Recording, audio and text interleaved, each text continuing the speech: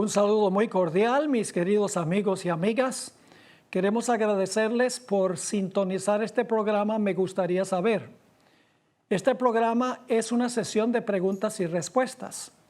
Queremos recibir las preguntas que ustedes nos envían para contestarlas aquí en el aire. Si quieren enviarnos alguna pregunta, les voy a dar la dirección electrónica para que lo puedan hacer. La dirección es tv@zoomtv.org. Nuevamente, tv@zoomtv.org. Con mucho gusto vamos a recibir sus preguntas y vamos a hacer lo posible por responderlas. Hoy tenemos una pregunta muy importante. Vamos a necesitar varias sesiones para contestar esta pregunta. A veces la gente nos hace preguntas que no se pueden contestar rápidamente. Hay que analizarlas con cuidado. Así que esa pregunta es supremamente importante y la vamos a mencionar después de tener una palabra de oración para pedir que Dios dirija nuestro estudio. Oremos. Padre Celestial, gracias te damos por el privilegio ahora de abrir tu santo libro. Pedimos la presencia de tu Santo Espíritu para que tú nos enseñes lo importante que es seguir lo que dices tú en tu santa palabra. Te damos gracias por todos los que están sintonizando el programa. Pedimos que les des mentes abiertas y corazones tiernos para recibir el mensaje que tienes para ellos. Te damos gracias por acompañarnos. Reclamamos la promesa de tu presencia en el precioso nombre de Cristo nuestro Salvador. Amén. Bien, la pregunta que nos enviaron es supremamente importante en esta época de la historia. Se basa en un texto que encontramos en Mateo, el capítulo 16 y el versículo 18. Y la pregunta es esta: quiero saber si Cristo edificó su iglesia sobre el apóstol San Pedro. Nuevamente, quiero saber si Cristo edificó su iglesia sobre el apóstol San Pedro. Y esta pregunta se basa en Mateo, el capítulo 16 y el versículo 18, a donde dice Jesús a Pedro: y yo también te digo que tú eres Pedro, y sobre esta roca edificaré mi iglesia, y las puertas del Hades no prevalecerán contra ella. Ahora, para responder esta pregunta necesitamos mirar el contexto en que aparece este versículo de Mateo 16, 18, y vamos también a decir algunas cosas en cuanto al versículo 19 en programas subsiguientes. Así que vamos a mirar cuál es el contexto de este versículo tan importante que estamos estudiando. El Señor Jesucristo se encontraba en Cesarea de Filipos. Es una ciudad que en la época de Jesús quedaba un poco fuera de la frontera norteña de la tierra de Israel, al pie del majestuoso monte Hermón.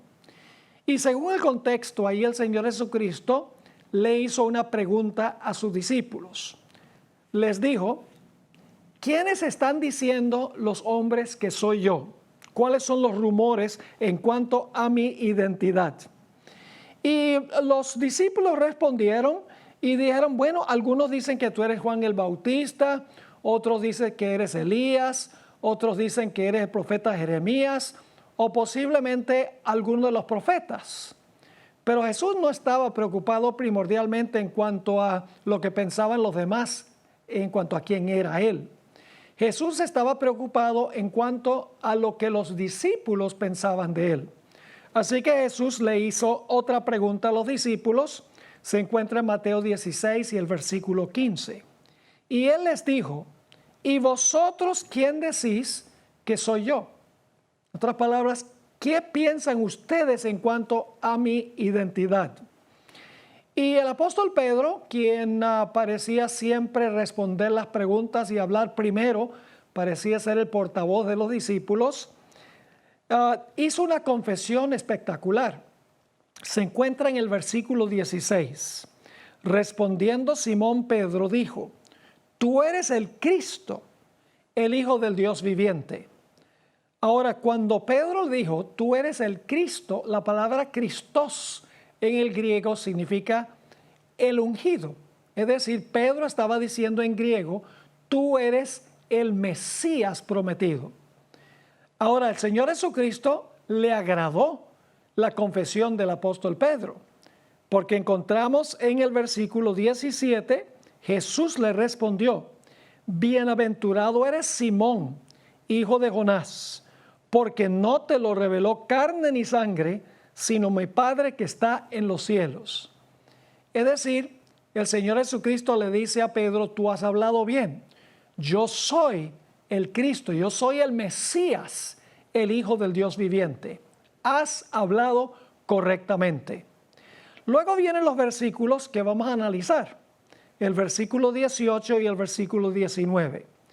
Pero antes de ir allí, necesitamos examinar el contexto que encontramos empezando en el versículo 21, es decir, el contexto posterior a los versículos que estamos estudiando. Dice en el versículo 21, desde entonces comenzó Jesús a declarar a sus discípulos que le era necesario ir a Jerusalén y padecer mucho de los ancianos y de los principales sacerdotes y de los escribas y ser muerto y resucitar al tercer día. Es decir, ahora Jesús le dice, inmediatamente después de hablarle a Pedro y decirle, tú eres Pedro, sobre esta roca edificaré mi iglesia. Después que Jesús le dice, has hablado bien, yo soy el Mesías, el Hijo del Dios viviente. Ahora el Señor Jesucristo habla de su muerte, pero no solamente de su muerte, sino también de su resurrección. Es decir, Jesús está diciendo, yo voy a morir, me van a sepultar, pero la muerte no me podrá mantener prisionero, porque voy a resucitar al tercer día. Y Pedro no entendió qué clase de Mesías era Jesús. Estaba confundido, porque nos dice en el versículo 22, entonces Pedro, tomándolo aparte, comenzó a reconvenirle diciendo, Señor, ten compasión de ti, en ninguna manera te acontezca esto. Porque según Pedro, el Mesías no era un Mesías que iba a ir a Jerusalén a padecer y a morir. El Mesías se sentaba en el trono de David en Jerusalén y gobernaba con vara de hierro a todos los lugares, no solamente de Judea, sino en todo el mundo. Pedro no entendió su propia confesión, no entendió qué clase de Mesías era Jesús. Y aunque Jesús dijo que él iba a ir a morir y resucitar el tercer día, como que Pedro no escuchó la parte donde Jesús dijo, voy a resucitar. Nada más escuchó que Jesús iba a Jerusalén para morir y para padecer. Y desde ese momento su mente se cerró, como que ni siquiera prestó atención que Jesús había hablado de su resurrección. Es decir, el sepulcro no iba a poder retener a Jesús. Sí iba a padecer, iba a morir, pero iba a resucitar de los muertos, porque las cadenas de la muerte, el sepulcro, no iba a poder mantenerlo allí. Y entonces luego, más adelante en el contexto, el Señor Jesucristo en el versículo 27 y 28 dice lo siguiente, porque el Hijo del Hombre vendrá en la gloria de su Padre con sus ángeles y entonces pagará cada uno conforme a sus obras. Es decir, Jesús habla de su segunda venida con todos los ángeles. Quiere decir entonces que Jesús iba a resucitar e iba a regresar por segunda vez. Así que este es el contexto en que encontramos estos versículos. Ahora lo que queremos hacer es analizar los versículos 18 y 19 para ver qué nos están enseñando. Y lo que queremos hacer es responder varias preguntas. Vamos a hacernos las siguientes preguntas. Primero, ¿quién está en el centro de este relato? ¿Está Pedro en el centro de este relato? ¿Es el protagonista Pedro? ¿O está Cristo Jesús en el centro del relato? En realidad, este pasaje se centra en Cristo Jesús. Él es el Mesías prometido. Él es el que iba a morir iba a resucitar, el que va a regresar en gloria en su reino con todos sus ángeles. Es decir, la confesión de Pedro no es lo central. Lo central es Cristo Jesús. Ahora, en segundo lugar, queremos preguntarnos, ¿quién es la roca en este versículo 18? Porque Jesús dice, yo te digo que tú eres Pedro y sobre esta roca edificaré mi iglesia. ¿Será que la roca es Pedro? ¿O la roca es Cristo? ¿O la roca es la confesión que hizo Pedro? ¿Quién es la roca según las Escrituras? En tercer lugar, queremos preguntarnos, ¿qué significan las puertas del Hades? ¿Qué es el Hades? ¿Cómo es que el Hades tiene puertas? Es decir, queremos entender qué quiso decir Jesús cuando declaró que las puertas del Hades, que algunas versiones traducen infierno, pero no es la correcta traducción, vamos a mostrar eso. ¿Qué significa las puertas del Hades que no iban a prevalecer contra Jesús? ¿Qué significa la palabra Hades? También queremos preguntarnos por qué las puertas del Hades no iban a prevalecer en contra de la roca.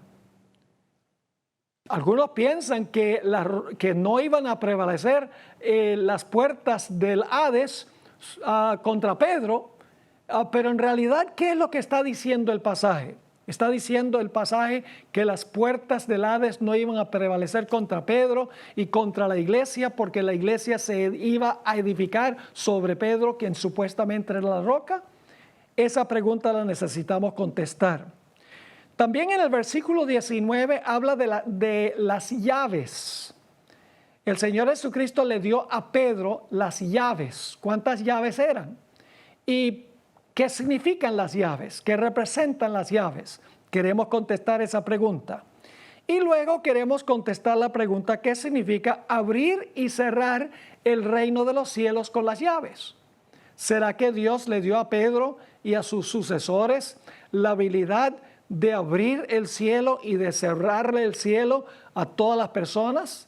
¿Será eso lo que está diciendo el texto? Son varias preguntas muy importantes que necesitamos contestar y por eso les menciono que vamos a tomar no solamente este programa, sino varios programas en sucesión para responder a estas preguntas. Ahora, lo primero que queremos mirar es, ¿quién es la roca?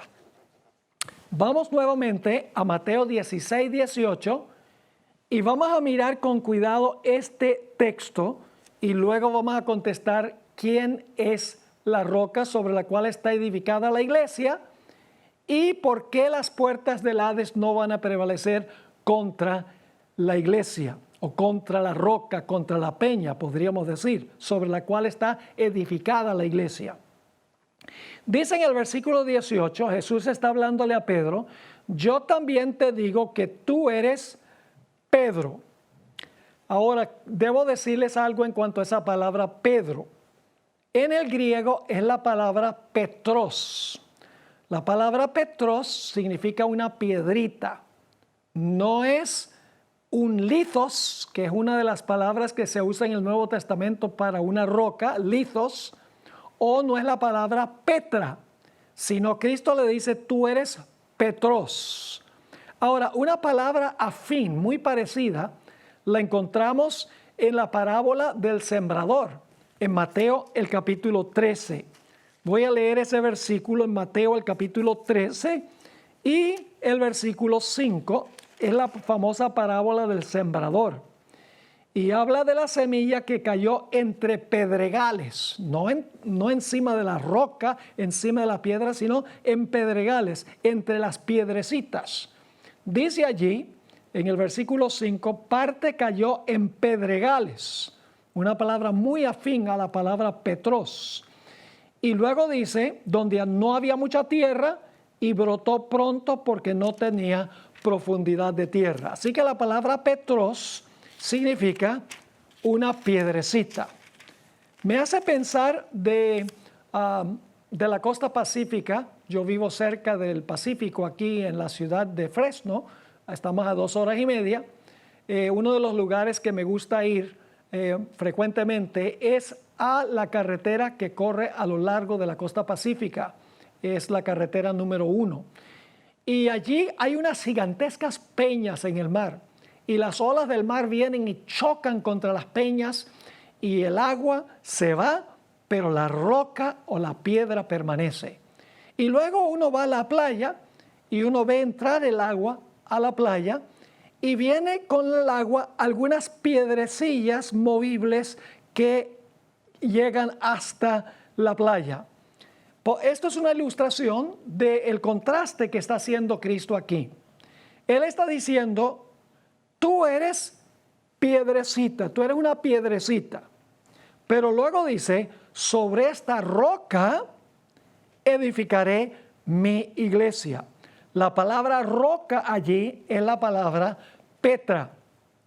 Ahora es muy interesante que la palabra Petros es género masculino, mientras que la palabra Petra es género femenino. Es decir, que en este caso el sustantivo Petros no cuadra en género con Petra, lo cual parece indicar que Petros y Petra no se refieren a la misma persona. Así que encontramos que Jesús le dice, tú eres una piedrecita, Pedro. Y luego dice, sobre esta roca, hablando de sí mismo, edificaré mi iglesia. Ahora, esa palabra roca es muy interesante. No está hablando de una piedrecita. La palabra Petra se refiere a una roca sólida, fuerte, grande, inquebrantable. Por ejemplo, se usa en Mateo el capítulo 27 y el versículo 60 para referirse al sepulcro a donde fue colocado Jesús. Nuevamente, Mateo 27 y el versículo 60. Dice, hablando de lo que se hizo con el cuerpo de Jesús, José de Arimatea, y lo puso en su sepulcro nuevo, que había sido labrado en la peña. Fíjese, la misma palabra roca en Mateo 16 se traduce aquí peña. Dice que lo labró en la peña y después de hacer rodar una gran piedra a la entrada del sepulcro, se fue. Así que la palabra roca es una roca inmensa como las que están en la costa pacífica, a donde las olas del mar chocan con la roca y la roca queda inmovible. Así que Jesús le está diciendo a Pedro, vamos a encontrar, tú eres Pedro, una piedrecita movible, pero sobre esta roca, apuntándose a sí mismo, sobre esta roca yo voy a edificar mi iglesia y las puertas del Hades no van a prevalecer contra la iglesia porque la iglesia está edificada sobre la Petra. Jesús está diciendo, la iglesia está edificada sobre mí mismo. Por eso es que las puertas del Hades no van a prevalecer ni contra Cristo ni contra la iglesia. Ahora, leamos un versículo muy interesante que encontramos en Juan, el capítulo 1 y el versículo 42. Juan 1 y el versículo 42. Allí encontramos una referencia a Pedro. Dice lo siguiente, y le trajo a Jesús, es decir, el hermano de Jesús, el hermano de Pedro, trae a Pedro a Jesús, y dice, y mirándole Jesús dijo, tú eres Simón, hijo de Jonás, tú serás llamado, y la versión del 60 dice Cefas, y entre paréntesis dice que quiere decir Pedro, pero en realidad en el original dice, tú eres Petros, que significa piedra. En otras palabras, el texto en realidad no dice Cefas, que es el arameo. En realidad, el texto griego dice, tú eres Petros, la misma palabra que encontramos en Mateo, el capítulo 16. Ahora queremos dedicar el resto de nuestro tiempo y en el siguiente programa para contestar la pregunta, ¿quién es la roca sobre la cual está edificada la iglesia? Vamos a leer varios versículos de la Biblia, pero antes de eso quiero mencionar lo siguiente. Según la teología de la Iglesia Católica, todo debe estar en armonía con el consentimiento unánime de los padres de la iglesia. Es decir, según la teoría, los padres de la iglesia concordaron en cierta creencia y esa es la creencia que tiene la iglesia romana hoy.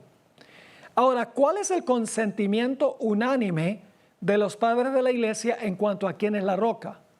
Bueno, la respuesta es que no hay un consentimiento unánime, porque los padres eclesiásticos creían en forma distinta en cuanto a quién era la roca. Déjenme mencionarles algunos. Orígenes explicó que la roca es cada discípulo de Cristo. Tertuliano dijo que la iglesia entera que está cerca de Pedro es la roca. Cipriano dijo que el cuerpo entero de los obispos en comunión con Pedro es la roca. Crisóstomo explicó que la roca es la fe que confesó Pedro.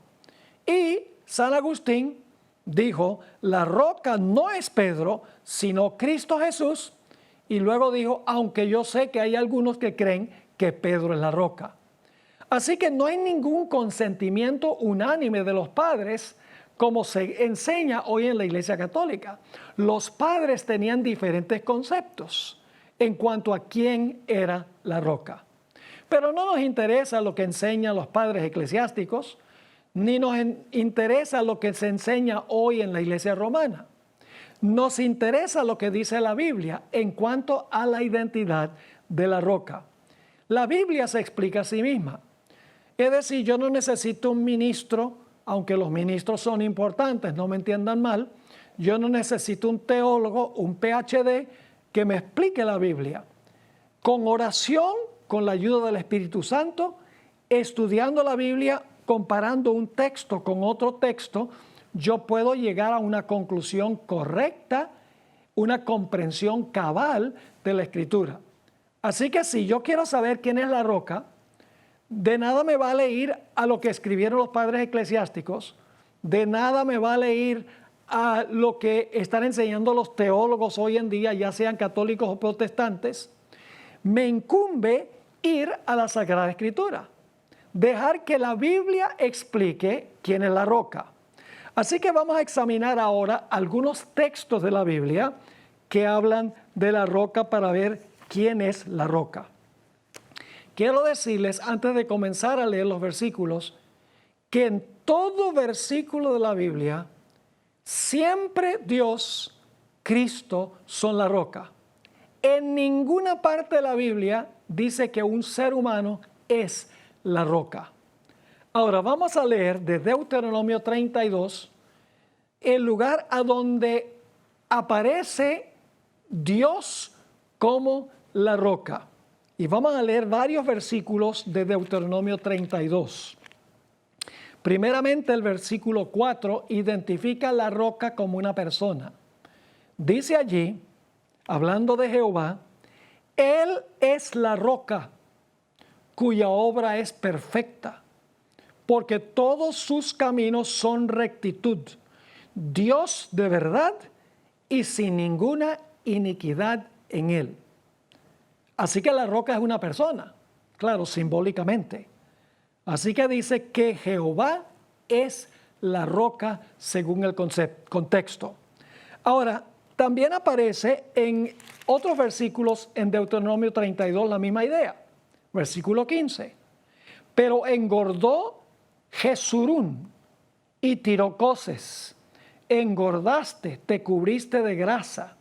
Entonces abandonó. Está hablando de lo que hizo Israel, abandonó a Dios. Dice, abandonó al Dios que lo hizo y menospreció la roca de su salvación. ¿Quién era la roca de la salvación de Israel? Era Jehová. También vamos a leer el versículo 18. Dios le está diciendo a Israel, repasando su historia de cómo Israel se olvidó de Dios. Dice, de la roca que te creó. Te olvidaste, te has olvidado de Dios, tu creador. Nuevamente la roca es Dios. También podemos leer el versículo 30, a donde dice, ¿cómo podría perseguir uno a 1000? y 2, hacer huir a 10,000, si su roca no los hubiese vendido y Jehová no los hubiese entregado, ¿cómo podían pocos ganar la victoria sobre muchos, al menos que la roca estuviese con ellos? Nuevamente, la roca es Jehová. Noten lo que dice el versículo 31. Está hablando en cuanto a la roca de Israel comparado con la roca de las naciones paganas circundantes. Dice, porque la roca de ellos no es como nuestra roca, y aún nuestros enemigos son de ellos jueces. Es decir, la roca de los paganos no es como la roca de Israel, porque el Dios de Israel es Jehová. Así que Deuteronomio 32 nos deja saber muy claramente quién es la roca. La roca es Jehová. Ahora, ustedes recuerdan cuando Moisés golpeó la roca en el desierto y de la roca salieron aguas. ¿Qué representaba esa roca que golpeó Moisés simbólicamente? Bueno, vamos al Nuevo Testamento, a 1 Corintios, el capítulo 10, 1 Corintios, el capítulo 10, y vamos a leer empezando en el versículo 1. Aquí el apóstol Pablo está repasando algo de la historia de Israel y dice lo siguiente: porque no quiero, hermanos, que ignoréis que nuestros padres todos estuvieron bajo la nube y todos pasaron el mar. Y todos en Moisés fueron bautizados en la nube y en el mar. Y todos comieron el mismo alimento espiritual, sabemos que es el maná. Y todos bebieron de la misma bebida espiritual. Y luego dice, porque bebían de la roca espiritual que los seguía, y la roca era Cristo. La palabra roca aquí es la palabra Petra. Es la misma palabra que aparece en Mateo 16, 18. Es decir, la Petra es Cristo Jesús según el testimonio del apóstol Pablo. No es Pedro la roca. No podemos quedarnos en un solo versículo como Mateo 16, 18 y decir, bueno, la Iglesia Católica dice que la piedra, que la Petra es Pedro. No, hay que dejar que la Biblia nos explique quién es la Petra mirando todo el testimonio bíblico. Bueno, nuestro tiempo se ha ido. En nuestro próximo programa continuaremos identificando a la roca y hablaremos de los otros elementos. No olviden enviarnos sus preguntas a tv@suntv.org. Dios les bendiga y les guarde.